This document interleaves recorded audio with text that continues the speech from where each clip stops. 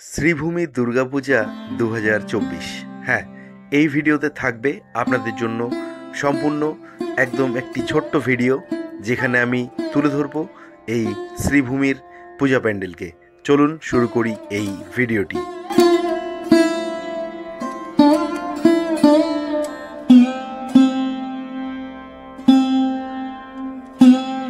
কলকাতায় যে কটি পপুলার দুর্গাপুজো হয় এবং যে কটি বিখ্যাত দুর্গাপুজো দেখার জন্য মানুষ কাতারে কাতারে লাইন দেয়, ঘন্টার পর ঘন্টা লাইন দিয়ে এই পুজো দেখে, সেই বেশ কিছু পুজোর মধ্যে অন্যতম হলো শ্রীভূমি স্পোর্টিং ক্লাবের দুর্গাপুজো।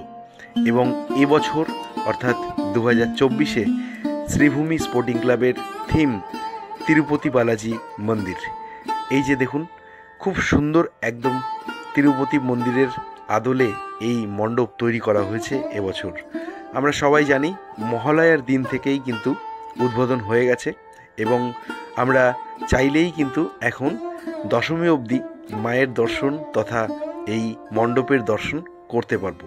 সন্ধেবেলা লাইটের এক সুন্দর কারুকার্য এবং লাইটের ঘনঘটা আপনারা দেখতে পাবেন এখানে। এবং যারা এখনও আসেননি তাদের জন্য অবশ্যই বলে রাখি যে আপনারা কিন্তু যখন আসবেন হাতে কিন্তু প্রচুর সময় নিয়ে আসবেন। তার কারণ আপনারা যদি মোটামুটি তৃতীয়া চতুর্থীর মধ্যে দেখে নেন তাহলে তো খুব ভালো কথা, না হলে আপনারা যখন আফটার চতুর্থী আসবেন তাহলে কিন্তু আপনাদের হাতে কিন্তু বেশ খানিকটা সময়, অর্থাৎ 3 থেকে 3.5-4 ঘন্টা সময় নিয়েই আসতে হবে এই পূজা মণ্ডপ দেখতে। প্রতি বছর আমরা জানি শ্রীভূমি স্পোর্টিং ক্লাব খুব সুন্দরভাবে এবং খুব ইউনিক থিম কিন্তু এরা দেখাচ্ছে মানুষকে, এবং দুর্গাপুজোর মণ্ডপগুলোকে এইভাবেই তারা সাজিয়ে তুলছে। তো এই যে আমি দেখাচ্ছি এবছরের থিম তিরুপতি বালাজি মন্দির, আর এই তিরুপতি বালাজি মন্দিরের মধ্যে রয়েছেন মা দুর্গা। এক অসাধারণ দৃশ্য এবং এক অসাধারণ পরিবেশ তৈরি করেছে এই শ্রীভূমি স্পোর্টিং ক্লাব 2024-এর এই পূজা মণ্ডপ।